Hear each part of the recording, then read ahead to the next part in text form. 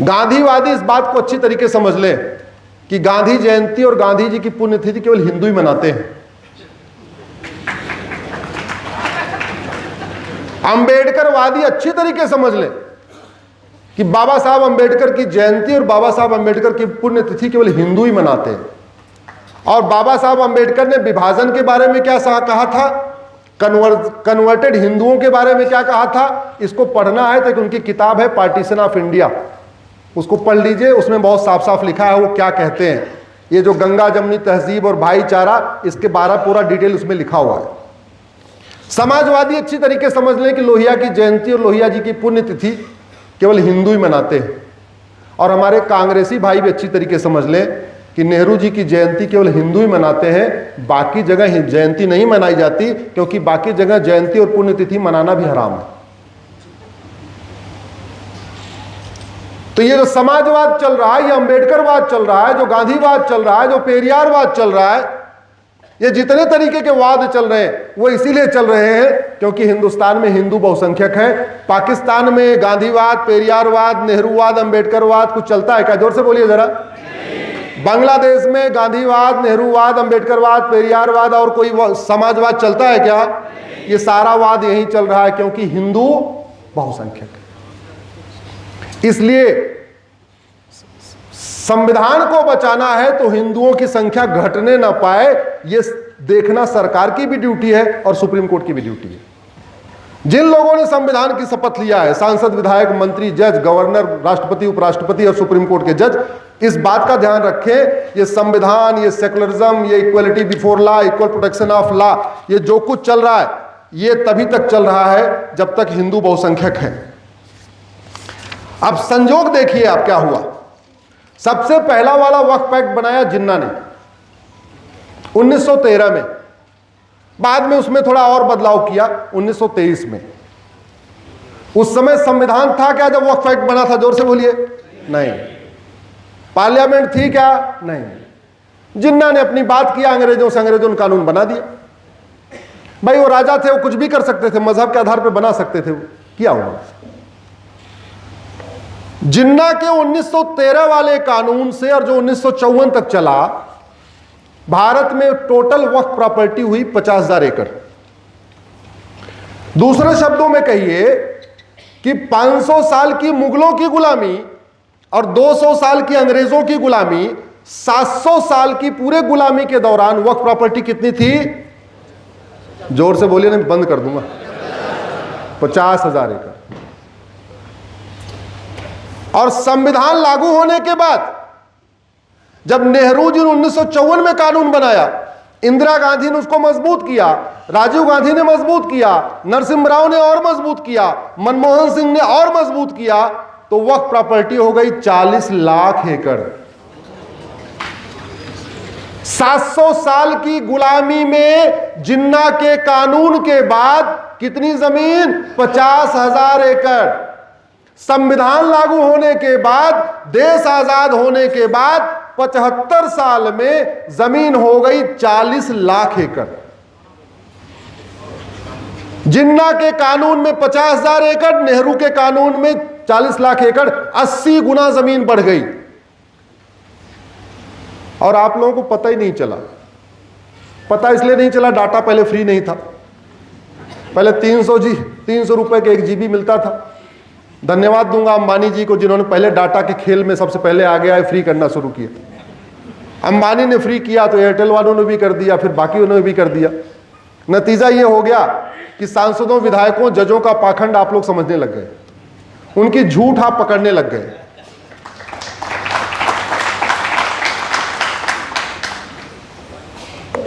अगर आप इसको देशों के हिसाब से देखिए, मालदीव का क्षेत्रफल 75,000 एकड़ है और भारत में वक्फ बोर्ड ने कितनी जमीन पे दावा ठोक रखा है? लगभग 50 मालदीव बन जाएगा भारत में वक्फ बोर्ड की जमीन पे। सिंगापुर का क्षेत्रफल 1,80,000 एकड़, वक्फ बोर्ड ने कितना दावा ठोका? जोर से बोलिए, याद रहे, परमानेंट मेमोरी। 40 लाख एकड़, यानी 22 सिंगापुर बन जाएगा वक्फ बोर्ड की जमीन पे। बहरीन 1,90,000 एकड़, तो लगभग 21-22 बहरीन बन जाएगा वक्फ बोर्ड की जमीन पे। हांगकांग 2 लाख 2.5 लाख एकड़ यानी 15-16 हांगकांग बन जाएगा वक्फ बोर्ड की जमीन पे। डेनमार्क 3.5 लाख एकड़, तो लगभग 12-13 डेनमार्क बन जाएगा। फिनलैंड 4 लाख एकड़ यानी 10 फिनलैंड बन जाएगा वक्फ बोर्ड की जमीन पे। मॉरिशस 5 लाख एकड़ यानी 8 मॉरिशस बन जाएगा वक्फ बोर्ड की जमीन पे। लग्जमबर्ग 6 लाख एकड़, साइप्रस 8 लाख एकड़, जॉर्जिया 9 लाख एकड़, और वक्फ बोर्ड के पास इतना बड़ा अत्याचार हमारे साथ हो रहा है। लेकिन जब उस दिन मैटर लगा तो आया कौन इस नए वाले कानून को चैलेंज करने? हाँ, अब इसमें 2 बातें हैं। सिब्बल साहब इसको लीड कर रहे थे। सिब्बल साहब के बारे में बता दूं, उनके पिताजी अपना मकान, दुकान, खेत खलिहान, उद्योग, व्यापार सब कुछ पाकिस्तान में छोड़ के भाग के आए थे। लेकिन बाप बड़ा ना भैया, सबसे बड़ा रुपया। हमारे लिए तो अपीयर करेंगे नहीं क्योंकि हमारे पास तो पैसा ही नहीं। हम तो आप लोगों के दिए हुए दान से कैसे करके अपना घर चला लेते हैं। हमारे पास इतना पैसा कहाँ कि मैं सिब्बल साहब को अपने लिए खड़ा कर सकूं। हाँ, उनके पास पैसा है, विदेशों से फंडिंग आ रही है, खाड़ी देशों से आ रही है, भारत के अंदर ड्रग का पैसा है उनके पास, वक्फ बोर्ड की जमीनों का पैसा है, किराया आ रहा है, उससे वो खड़ा कर रहे। दूसरे वकील कौन? सिंघवी जी। 2000 साल पहले दुनिया का सबसे भव्य भगवान पार्श्वनाथ का मंदिर मुल्तान में बना था।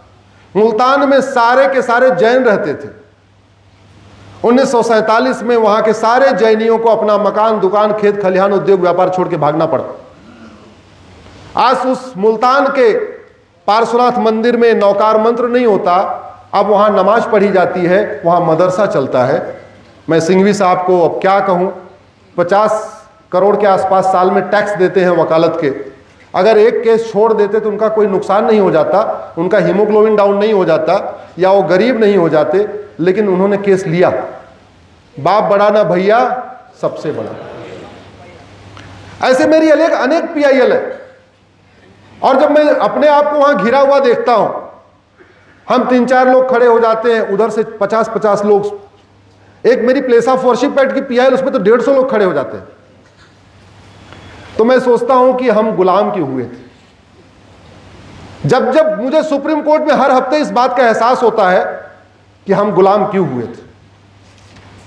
बाबर की संख्या बढ़ रही है, हुमायूं की संख्या बढ़ रही है, गजनी की संख्या बढ़ रही है, गोरी की संख्या बढ़ रही है, औरंगजेब की संख्या बढ़ रही है, खिलजी की संख्या बढ़ रही है, लेकिन साथ साथ जयचंदों की भी संख्या बढ़ रही है। ये लड़ाई हारने का कारण यही पहले भी रहा होगा, क्योंकि ये लड़ाई हारने, हालांकि अब हारेंगे नहीं, अब तो जीते जी तो नहीं हारेंगे, लेकिन मुझे एहसास होता है कि पहले क्या हुआ होगा, हमारे ऊपर कब्जा क्यों हुआ होगा, चंद विदेशी आके हमारे ऊपर कैसे उन्होंने कब्जा कर लिया होगा। अच्छा, आश्चर्य की बात कि इस पूरे वक्फ के मामले में सुप्रीम कोर्ट के सामने कानून की धज्जियां उड़ाई जा रही हैं और सुप्रीम कोर्ट आंख पे पट्टी बांध के बैठा हुआ है। Bar council of India rule number 49 यह कहता है कि कोई भी सैलरीड पर्सन वकालत नहीं कर सकता, चाहे वो प्राइवेट फैक्ट्री में काम कर रहा हो, सरकारी कर्मचारी हो, वो हवलदार हो, वो टीचर हो, वो डॉक्टर हो, कुछ भी हो। अगर उसको कहीं से हर महीने वेतन मिल रहा है तो वो वकालत नहीं कर सकता। Bar council of India rule number 49। सांसदों को केवल वेतन नहीं मिलता, रूल तो केवल इतना कह रहा है कि जिसको वेतन मिल जाए वो वकालत नहीं कर सकता। एडवोकेट हैं क्या इधर? कितने एडवोकेट हैं? हाथ उठाएं इधर। हाँ, बड़ी संख्या में। BCI रूल 49 कहता है ना, salaried person can not practice. और यहां तो वेतन भी मिलता है, भत्ता भी मिलता है, गाड़ी भी मिलती है, बंगला भी मिलता है, लाइफ टाइम पेंशन भी मिलता है, फ्री का एयर टिकट मिलता है, फ्री का रेल टिकट मिलता है, सिक्योरिटी गार्ड मिलते हैं, मंदिर में VIP दर्शन की व्यवस्था मिलती है, सारी व्यवस्था मिलती है, और वो आके सुप्रीम कोर्ट में वकालत कर रहे हैं। ये कानून की धज्जियां उड़ रही कि नहीं उड़ रही है? अच्छा, दूसरा, कानून बना संसद में, कानून बना संविधान को फॉलो करते हुए, जेपीसी बनी, चर्चा हुई, दोनों पक्षों को सुना गया, सुनने के बाद वोटिंग हुई, वोटिंग के बाद कानून बना। जब संसद में संविधान के अंतर्गत कानून बना तो कोई भी सांसद जो इसी संविधान की शपथ लेता है, इसी संविधान की शपथ लेके वेतन भत्ता गाड़ी बंगला में लेता है, वो संसद के बनाए हुए कानून को सुप्रीम कोर्ट में कैसे चैलेंज कर सकता है? ये वायलेशन हो रहा है कि नहीं हो रहा? देश की सबसे बड़ी अदालत में खुलेआम संविधान की धज्जियां उड़ रही हैं, bar council of India rule की धज्जियां उड़ रही हैं, इक्वलिटी का वायलेशन हो रहा है। एक टीचर नौकरी में रहते हुए, सरकारी टीचर ट्यूशन नहीं पढ़ा सकता, सरकारी डॉक्टर क्लिनिक नहीं खोल सकता, सरकारी इंजीनियर अपनी फैक्ट्री नहीं खोल सकता, लॉ का प्रोफेसर जिसको कानून पता है वो भी वकालत नहीं कर सकता। और दूसरी तरफ इवन सुप्रीम कोर्ट के जो कोर्ट मास्टर बैठे हैं वो भी वकालत नहीं कर सकते। मेरी इसमें पीआईएल चली, मैंने कहा था माय लॉर्ड, ये जो कोर्ट मास्टर बैठा ये भी बेचारा वकालत नहीं कर सकता। और दूसरी तरफ सांसद विधायक वकालत भी कर सकते हैं, सब कुछ कर सकते हैं। ये चलना चाहिए क्या? आवाज उठाइए। तो करना क्या है? ऐसे पाखंड को एक्सपोज करने के लिए मैं आपको एक तरीका बता रहा हूं। भारत में 50 करोड़ लोग फेसबुक यूज करते हैं, ट्विटर इंस्टाग्राम मात्र 5 करोड़ लोग यूज करते हैं, वो भी सारे शहरी लोग यूज करते हैं। गांव देहात के लोगों को बिल्कुल ट्विटर चलाना नहीं आता, इंस्टाग्राम चलाना नहीं आता। तो गांव देहात, किसान मजदूर, रेडी वाले, पटरी वाले, चाय बनाने वाले, पकौड़े बनाने वाले को भी पूरी बात पता चले, इसकी जिम्मेदारी आप लोगों की है जो हमारे सामने बैठे हुए। क्या करना है? राजगोपाल जी, आप 5000 फेसबुक फ्रेंड बनाइए, लेकिन अपने जाति वालों को मत जोड़िएगा, अग्रवाल माहेश्वरी को जोड़ना। किसको? राज राज राज राज राज कमल, राज कुमार, राज सिंह, राज श्रीवास्तव, राज पवार, राज सिंधे, राज देशमुख, नाम से 5000। भाभी जी भी आई होंगी, नहीं उनको फेसबुक चलाना आता होगा तो बहू सिखा देगी। और भाभी जी लक्ष्मी के नाम से 5000 लक्ष्मी को जोड़ लें, तो आपका नेटवर्क टोटल कितना हो गया? एक एग्जांपल इधर बता रहा हूं, लेकिन ये फार्मूला सबके लिए, अपने सब लोग इसको अपने मान के चलो। तो आपकी पहुंच कितने हजार लोगों तक हो गई? बहू बैठी है, वो अपने नाम के 5000 लोगों को जोड़ ले। बेटा किधर गया? वो अपने 5000 लोगों को जोड़ ले, इधर बैठा हुआ है। तो आपके घर में कितनी कनेक्टिविटी हो गई? 20,000।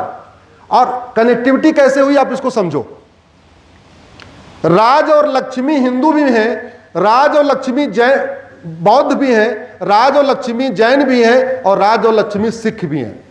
राज और लक्ष्मी ब्राह्मण भी हैं, राज और लक्ष्मी क्षत्रिय भी हैं, राज और लक्ष्मी वैश्य भी हैं, और राज और लक्ष्मी दलित भी हैं। राज और लक्ष्मी केरलाइट भी हैं, राज और लक्ष्मी तमिलियन भी हैं, राज और लक्ष्मी बंगाली भी हैं, राज और लक्ष्मी गुजराती भी हैं, राज और लक्ष्मी कश्मीरी भी हैं। तो आप यही सोलापुर में बैठे बैठे आपने 20,000 लोगों को यहीं बैठी बैठी बात पहुंचा दिया। वो अभी अनभिज्ञ हैं, उनको जगाने के लिए दूसरा तरीका नहीं हो सकता। आप फेसबुक का उपयोग ऐसे करिए। हम लोग क्या करते हैं? फेसबुक का उपयोग केवल शादी विवाह की फोटो शेयर करने, बर्थडे की फोटो शेयर करने, डीपी लगाने, ये करने, मंदिर जाने, अपनी दिखाने में करते। करिए, मैं उसको मना नहीं कर रहा हूं। मैं ये भी नहीं कह रहा हूं कि नया फेसबुक अकाउंट बना लो। आपके जो 1000 1500 आपके जाति वाले हैं, सिंधे के सिंधे, पवार के पवार, देशमुख के देशमुख, उनको रहने दो। लेकिन अब जो बनाओ नाम के हिसाब से बनाओ, तो सभी भाषाओं के लोग आपके दोस्त हो जाएंगे, सभी क्षेत्र के लोग आपके दोस्त हो जाएंगे, सभी पंथ के लोग आपके दोस्त हो जाएंगे, अगड़े पिछड़े दोस्त हो जाएंगे, मजदूर और मालिक दोस्त हो जाएंगे।